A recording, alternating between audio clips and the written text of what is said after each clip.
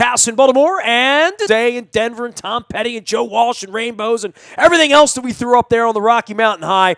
You can check it all out on my Facebook, Twitter, LinkedIn, Snapchat, Instagram, and everywhere the internet travels. And certainly the internet followed me out to Denver this week as the Washington Capitals made a little news and McClellan spoke for the first time. And this is really the first time that this guy and I are going to speak. And I'll be going around, all the outskirts of the Capitals media. We're going to start on the inside. He is our Caps historian and our blogger covering all things Capitals. Ed Frankovic joins us here now live via satellite. And Ed, I saw that over the weekend, Monday and Tuesday, you had released a blog at WNST.net about your observations. And then Brian McClellan had his observations and his chance on Tuesday to speak. I think there were some rumors that there were going to be some real unorthodox things going on in regard to Trotz, maybe Ovechkin, but cooler heads have prevailed.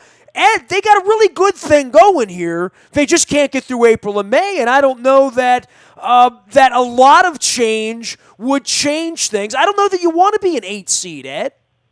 I agree, Ness. As I wrote at WNST.net, and that piece is out there for all to see.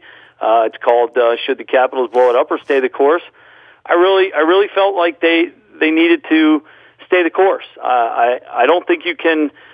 I don't think you can make a case that they could get somebody better in here to run the team or change the players. Look at where they were just 3 years ago. Just 3 years ago, they were a franchise in turmoil. We had Adam Oates in here who had totally ruined Braden Holtby. The players were not happy with him. They were not a team. There was a lot of infighting. George McPhee was doing a horrible job as GM. He made the terrible trade to Nashville for Forsberg, who's in the Stanley Cup Finals as we speak. And just a lot of things were dysfunctional with the Capitals, and they brought Barry Trotz in here, a guy that Dick Patrick knew from his long-time association with the Caps, and they brought Barry in for stability. And that's what they've gotten. They've gotten a lot of stability, and Brian McClellan, as the general manager, has really meshed very well with Coach Trotz, and they've done a lot of good things. And 2 straight President's trophies. Well, the team couldn't be any better, Ed, right? I mean, how could they? We've talked about this every night the last 2 years, right? When they play and they're in the middle of the season and it's January and it's February and they're 15 points better than everyone and the goalie looks like the best goalie on earth and they're 3 lines deep and they're running defensemen out there. They're shutting teams down. They're winning 5 out of 6 games, 8 out of 9 games. They go a month without losing a game. I don't know how they could be any better. I mean, obviously, we're all disappointed by how this thing ends, but this is how hockey works. If you don't play the best in April and May, but I can take nothing away from this franchise and what they've done from October through April because I don't know that they could be any better as a regular season team. Yeah, they really can. I mean, 2 straight President's Trophy, and let's be honest, they're probably not going to win the President's Trophy next season. They just have so many guys that are up for new contracts, 11 to be exact, and there's only so much money to go around. And that's something McClellan talked about. The restricted free agents are going to be the priority. They are still going to have a very good team. And even if you look at Pittsburgh, who is my pick to win the Cup from my brain, but from my heart, I'm rooting for the Preds. You know that. But my Preds jersey's right behind me right now, so yeah, I've got that on display here. Win this thing, but my head tells me it's going to be Pittsburgh. Come on, man! Don't get ahead of yourself now. Okay, well, let's. But they're going to lose a lot of guys. There's a lot of guys on Pittsburgh that are going to be up, for salary cap. The Rangers got cap issues. I mean, this league is going to become more and more like the NFL. I hate to say, and it's going to be, or maybe that's a good thing. There's going to be more and more parity with this salary cap, and. If Pittsburgh is to win this, they'll be the first team to repeat since the Red Wings in 97-98. So it's very hard to repeat. Now the Blackhawks have won 3, and the Kings have won 2, and if the Penguins win, this will be their 3rd in the last 8 years. So those 3 franchises are clearly the model franchises for the playoffs. The Capitals have done a lot of good things. They've really turned it around, and as I wrote at WNST.net, there's a lot of improving they can still do from within, which is why I was against getting rid of Trotz. against blowing it up. I think the core is still Backstrom and Ovechkin. And as I wrote, and as you and I talked 3 or 4 days after the series was over. I let some of the emotion die down. I waited to write for another week and a half because I wanted to let more emotion die down. I wanted to talk to more people around the organization. You don't call me the Caps Insider for nothing. And I started getting a sense of where I thought they were headed and where I feel like they should head. And that's kind of what my piece brings out. I suggest everybody go out to WNST.net and read it. And I think it's just smart. Let's give it another year. I mean, there's still a lot of very good players on this team. If they can find the room to bring back Oshie, boy, I still think they're cup contenders.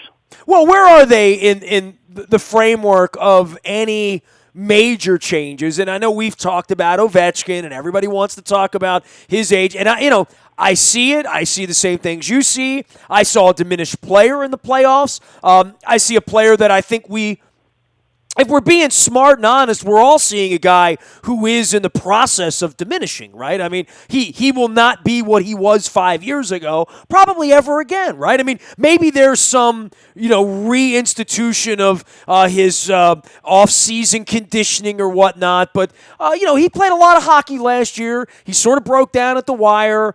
First thing that happened after he didn't play well was he wasn't healthy. But all that being said, I know, Isabel from the Washington Post wrote about this last week as well. I mean, this isn't something where they really have a lot of latitude to do much about this, right?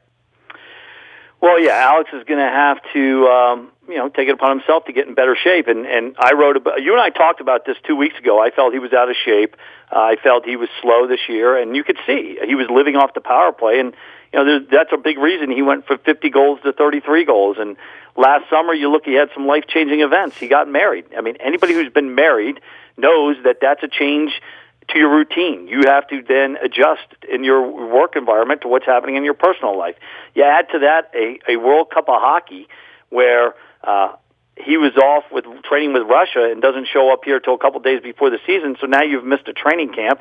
And let's be honest, there were a lot of Capitals that weren't there, even including Coach Trotz.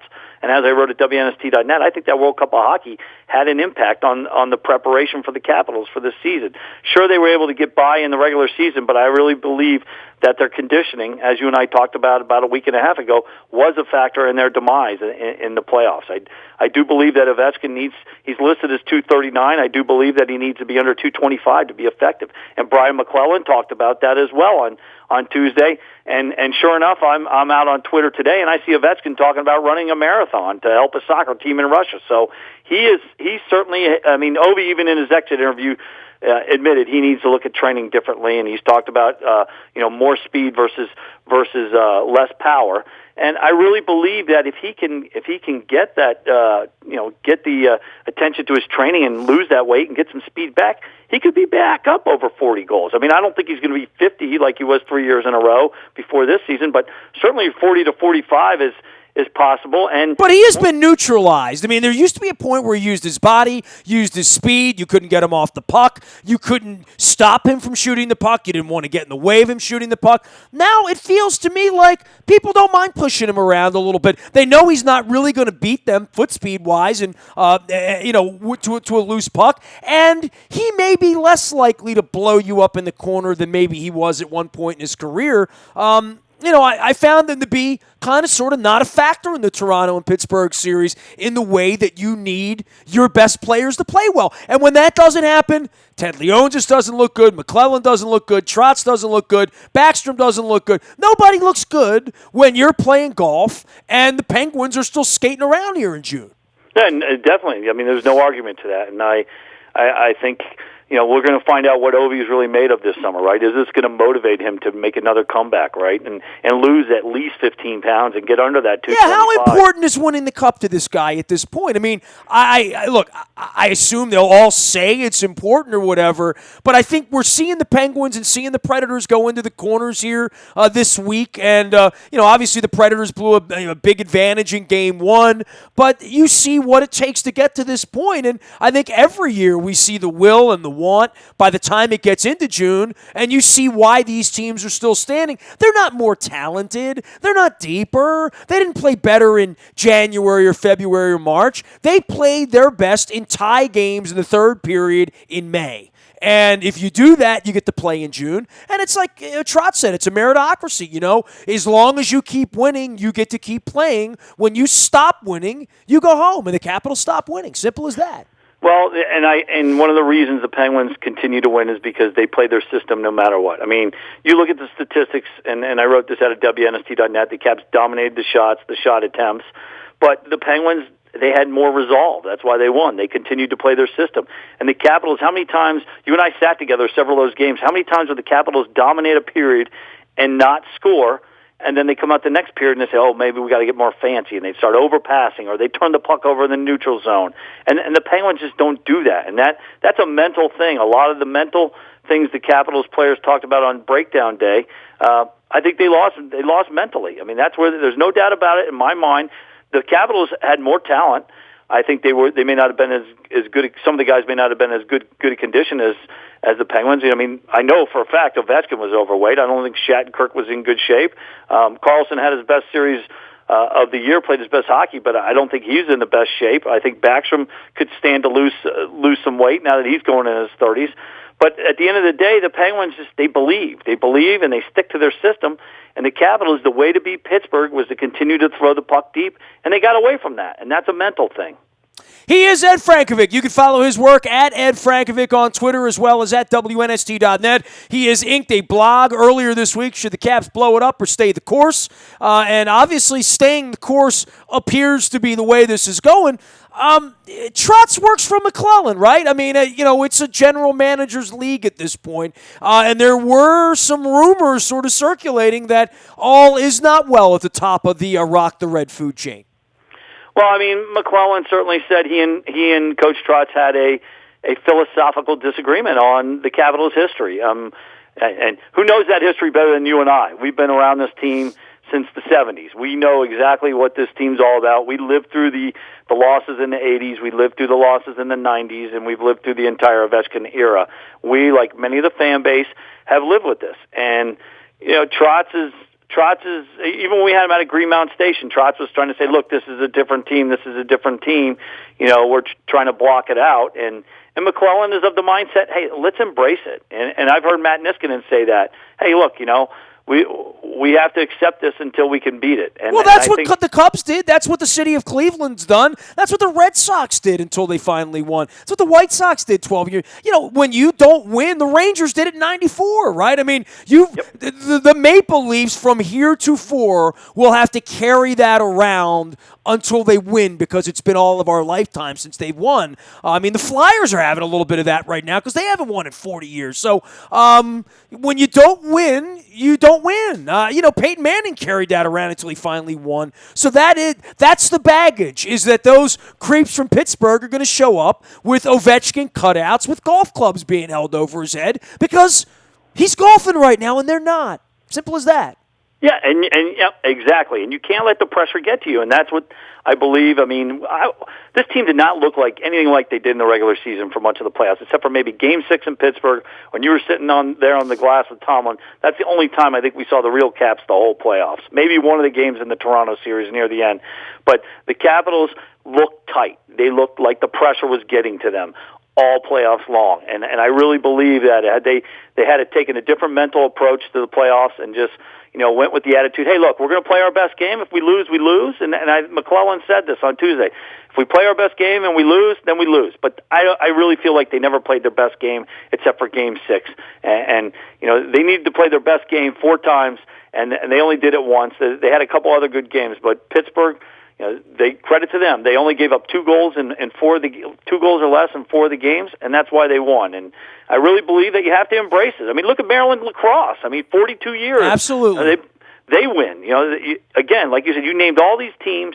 I really believe LeBron James had to go through it, right? All these guys have to go through it. You have to embrace it. You cannot ignore it. You have to you have to use it to motivate you, and you have to start right away with the off season. The off season is where it starts, and as I wrote at WNST.net, July, August, and September is where you build up your ability to handle April, May, and June. And I really feel like the Capitals didn't have that. And it just seemed to me like the Penguins were playing faster. And there's no excuse that the team McClellan put together on paper should have been faster in the playoffs, but they weren't. And now some of that's on the coaching, some of that, a lot of that's on the players. So I'm sure they're very angry. I know Coach Trotz is probably not a happy man these days. Everybody with the Caps organization is not happy sitting here watching Pittsburgh finding a way and playing Nashville here when many thought it should be the Caps. But they had the resolve. They were conditioned. Their coaches will be quick to yank them out if they're not playing the system well. And I really think that's something the Capitals have to look at. We need to be more disciplined, mentally tough, and I really feel that's where they lost the series. For this offseason and for so much sort of coming and going and some key decisions, and some of these are made, right? Some of these are, we're just not going to be able to afford that guy. Much like in the Ravens offseason when the comings and goings happen and the Anquan Boldens aren't there anymore, the Ricky Wagners go away, or whomever it is, the Capitals are going to have a little bit of this going on in the same way they did with the Joel Wards and, the Brooks Likes and some of the other players that they've had to part ways with here over the last 2 or 3 years. Ed, who is gone, who is staying, and what news are we looking for here over the next 30 days? Well, Max said he's going to start with restricted free agents. There were reports over the weekend that the Capitals did, that there was a verbal agreement with TJ Oshie. Oshie has made no bones about wanting to stay here. He likes it here. He is the number one free agent. Let's put that out there right now. TJ Oshie could go on the open market and easily get more than the Capitals could pay him. The big key here is the escalator clause. The NHLPA has an option to accept or deny the 5% escalator clause. If they accept it, which I think they will, the cap will go up to $77 million. If they don't, it'll be at $73 million. With a $77 million cap, they could re-sign Oshie, and they're going to have to pay. Then the next number one restricted free agent is Kuznetsov. Kuznetsov is probably going to get somewhere in the $5 to $6 million range at least, annual average. So they're going to keep him. They got to keep Orlov. They got Schmidt, and they got Burakovsky, all restricted free agents, and Grubauer. And depending on what happens with Vegas, and we're going to have a couple weeks for you and I to talk about that as well. Well, the Vegas thing's going to be a big thing around the league, right? I mean, for every team's going to lose a player. Right, every team's going to lose a player, and you look at a lot of these teams. Here's why I think the NHLPA is going to take the escalator clause. There's a lot of guys, a lot of veterans in the league that if they don't do that, they don't bring that extra $4 million a team into play. There's going to be a lot of aging veterans or veteran guys in their 30s that are going to be out of the league. And I just can't see the NHLPA wanting to do that. They want to keep their membership happy, keep those guys around, keep some type of a structure, right? You have to earn your way up the ladder. So I really believe that it's going to be $77 million. And, that'll allow them to keep their restricted free agents, probably TJ Oshie. And when you say who's gone, well, we're looking at Carl Alzner's probably gone, the way Brian McClellan talked on Tuesday. He was already talking about a top four defense of John Carlson, Matt Niskanen, Dmitry Orlov, and Nate Schmidt, which tells me they're not going to be able to afford Alzner. Kevin Shattenkirk, he's going to be the number one D on the market. He's going to get a lot of money. He'll be gone. And Daniel Winnick is probably not going to be back, unless he takes a severe discount. And, probably the toughest one, assuming they keep Oshie, which I think they will. I think they have to keep Oshie. Justin Williams. Justin Williams is probably not going to be on this roster, and he was a leader. What's his value in the market? Is somebody really going to give him a lot of money? I see him as a bit of one of those sort of fringe dudes, like maybe a Ladarius Webb, right? Like a guy who you still have to have around, you want around. He might be worth more to the Caps than he is to another team out there. Well, I'll tell you a team I think is a perfect fit for him right now, the Edmonton Oilers. Okay, they're a young team. They have Connor McDavid. Williams scored 24 goals this season playing with Kuznetsov and Johansson. I think he could play with that type of talent in Edmonton. I see the Edmonton Oilers looking at him and saying, we need somebody that's won a championship in here to help these guys. And I could easily see Justin getting a nice, $3+ million contract for a couple of years in Edmonton, and the Capitals just aren't going to be able to afford that. Is it good that there's friction to some degree in your mind at the end of all of this disappointment, whether it's Trotz and McClellan, whether it's Trotz and the players, whether it's, they shouldn't be happy, right? There should be some discomfort for everyone there because these have been a couple of really squandered opportunities, and I think everyone like you and I who've been around this, whether it's been 40 years like us, or even if it's been 10 or 15 or 20 years if you're a younger person, you do look at this and you'll always look back and say, much like I think guys like you and me look back on the 85, 86, 87, that era, and say they were good enough to win then. They didn't, but they were good enough to win. Yeah, they were definitely, 86 was definitely the year I thought they should have won. I mean, had they had any kind of goaltending, I think they could have won because that was the year Gretzky and then went out. They got knocked out on the Steve Smith put it off his own player into the net. And, that was a year I really thought they should have won. Yeah, we may look back on that. And, but then again, you may have, look at like the Ravens in 2000 Ravens and in 2012, right? They weren't the number one seed. Sometimes, the Steelers did this. Yeah, their best team was the 06 team with McNair, right? I mean, the regular season team. Yeah, that was their best team. That failed, right? That's the team, the Ravens team you thought should have been better than the 2000 Ravens or the 2012 Well, they lost Ravens. to Peyton Manning that night. My wife has video of me blubbering, literally, at the end of the game, just blubbering, that's how disappointing it was. I think with the Caps, we've sort of learned to be disappointed or to manage our expectations, but I think it's been harder. Look, dude, the Golden State Warriors may lose in 5 or 6 games this week, right? Does it mean that they stink, that they weren't good enough? No, it means they're the greatest regular season team I've ever seen, and maybe they only squeeze one championship out of all. Who's to say, right? But they were that good in the regular season, and for that reason, I don't want to see it blown up. I mean, I like President's Trophies. I like the best team. I like high expectations, and I don't think Trotz is scared off by that. But I don't think there's any right answer to give when you're golfing and the Penguins are a couple of wins away from another Stanley Cup. Yeah, absolutely. And Barry Trotz is going to be fine. Look, everyone's like, Trotz is going into the last year with no extension, right? Because that's one of the things McClellan says there's been no talk of an extension right now. Look, Barry Trotz is going to have a job after next year, whether it's with the Capitals or somebody else. He won 2 President's Trophy. He's a proven commodity in the NHL. It's like John Harbaugh. People say, Harbaugh goes 4-12 this year. Yeah, he might get fired, but he'll be out of work like a day. Exactly. Literally. I mean, he'll have a job tomorrow morning. I mean, we're not talking about incompetent people here. We're talking the absolute opposite of that. We're talking about guys that are being judged because they've been so competent to get a team to 2 President's Trophies. I mean, that doesn't come easy. That's not easy to do. Yeah, and let's be honest. Who have they lost to? It's not like they've lost to a scrub team in the playoffs. They lost to the Penguins, who won the Cup last year. The Penguins are very likely to win the Cup this year. The year before, they lost to the Rangers, in 7, and the Rangers were favored in that series. Let's not forget that one 2 years ago. The Rangers were definitely the favored team. The Caps took them to 7 games in overtime. So it's not like they're underachieving.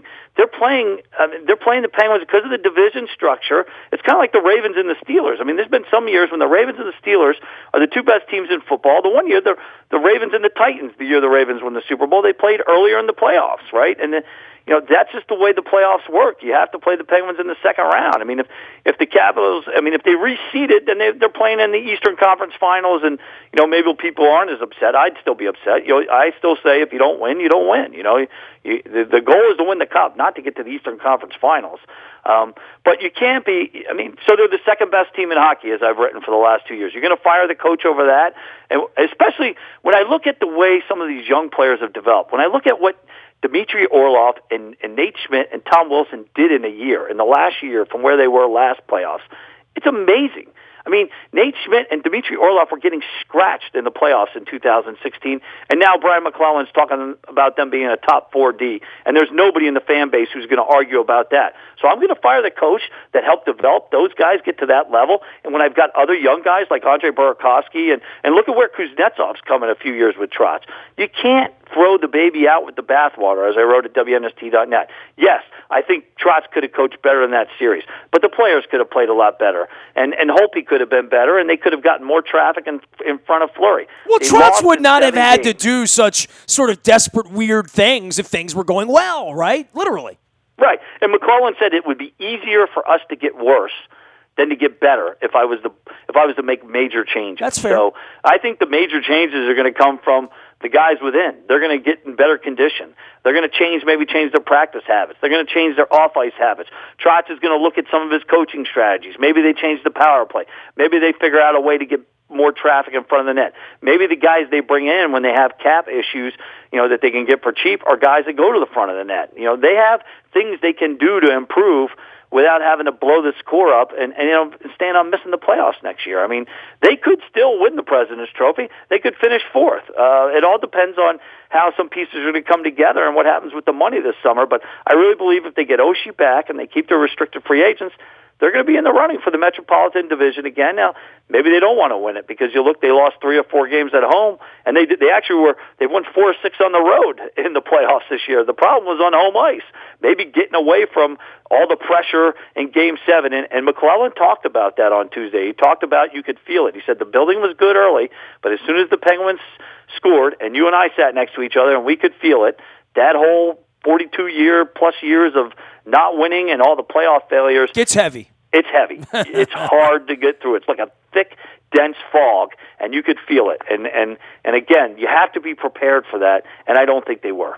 He is Ed Frankovic, out on Twitter, as well as Ed at WNST.net. Of course, you can follow his journey at WNST.net on the blog that is up. Should the Caps blow it up?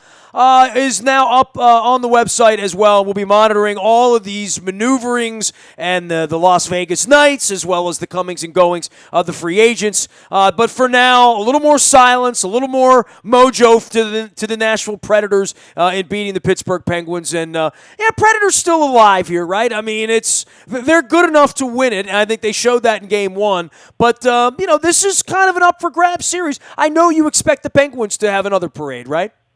I do, but I really love the defense the Nashville Predators have. I feel like I don't think I get much argument from anybody. I think they have the best blue line in the league with P.K. Subban and Ellis and Ekholm, who Trotz developed so well, and Roman Josi, who Trotz helped develop so well when he was there. And then even Irwin, their third pair is still pretty good. I think the key is going to be goaltending. Again, it comes down to goaltending. I don't think Pekka Rinne had a very good first game, and early on in Game 2, he gives up a goal he probably should have had. So, I really think if it comes down to goaltending, if Matt, who's gonna get the better play in net, and Rinne has really done well and helped the Predators get there, and it all depends on what can Nashville do generating from the back end, because without Ryan Johansson up front, that's hurting them. But some of these other guys. Fisher's back in the lineup, and Forsberg's been dynamite. Well, the Forsberg thing, that always is going to eat at the Caps people, right? I mean, that's the one that's the Arrieta story for the hockey side, right? Absolutely, and you can go out and search the archives at WNST.net. I wrote that day that was a bad hockey trade, but that's the way it goes. George McVie was trying to keep his job, and we'll regret that one. And we're watching Forsberg play hockey. I've talked about it ad nauseum, but I really felt like had they won this year with TJ Oshie, we could have put that to bed. Maybe if they keep TJ, because they don't. If they have Forsberg, if they don't make that trade, Forsberg's their first line right wing, and they never have to bring in Oshie. And I'm a huge Oshie fan, you know that, and I think just about everybody in the fan base loves the way that guy plays. If they can find a way to win a cup here next year or the year after, hopefully keeping Oshie. Then we can put that thing to bed. All right, Ed, rest up, man. It's baseball season here. Lacrosse is over. I know you got the kids out there on skates here doing the summer camp thing, but we're going to stay in touch. I won't be too far away. I'm very, very interested in whatever the Capitals are going to be doing here in the offseason. And much like you, I've grown an affection for some of these guys like TJ Oshie that I want to see stick around as well. Yeah, and it's going to be very interesting. McClellan's going to be talking to McVie, and they haven't really talked much since George left here, but they're going to have to talk, and this expansion draft is going to be very interesting, and what happens in that expansion draft, and with this escalator clause, which I think is going to go up, is going to drive a lot of what the Capitals can do, and I think McClellan's going to do whatever he can to put a team on the ice next year that he thinks can win again, and there's going to be, like I said, Penguins are going to lose guys, everybody's going to lose guys. It's going to be very interesting, so we'll have a lot to talk about for the next month or so with expansion draft, the NHL draft, and then free agency. All right, you can find him out on Twitter at Ed Frankovic, as well as Ed at WNST.net. You can find me in the Bahia Toyota Audio Vault 24 hours a day. Now that I'm back from Denver, having some fun, watching some hockey, waiting on some basketball, and of course the Orioles and the Red Sox all weekend long. Luke will be at the ballpark. I'm a very, very available individual now that I'm back from my time off with Tom Petty and Joe Walsh and Red Rocks. You can find me nasty at WNST.net. I'm out on Facebook, Twitter, LinkedIn, Snapchat, Instagram, and streaming live on our Facebook Live, as well as our YouTube WNSTV channel. Our morning newspaper ships to your email inbox at 7 a.m. each and every morning. That is powered up by Planet Fitness and PlanetFitness.com. It's still $10 a month to get in the best shape of your life, and we're now into the official bikini season, so you'll definitely want to check out Planet Fitness. Our WNST text service is our best service. It gets you all the breaking news first, and clearly the Orioles have had some ups, some downs, and this awful Castillo injury earlier this week. You get all the news and all the roster moves first on the text service. It's all brought to you by Coons Ford of Security Boulevard. And, of course, Dennis Colatzos will be here this Thursday, next Thursday, every Thursday. It is the SSV, the Sunday Sports Voice, now heard from 3 until 5 on Thursdays here at WNST. I am Nestor. We are WNST.net, AM 1570 and WNST Towson, Baltimore. And we never stop talking Baltimore sports.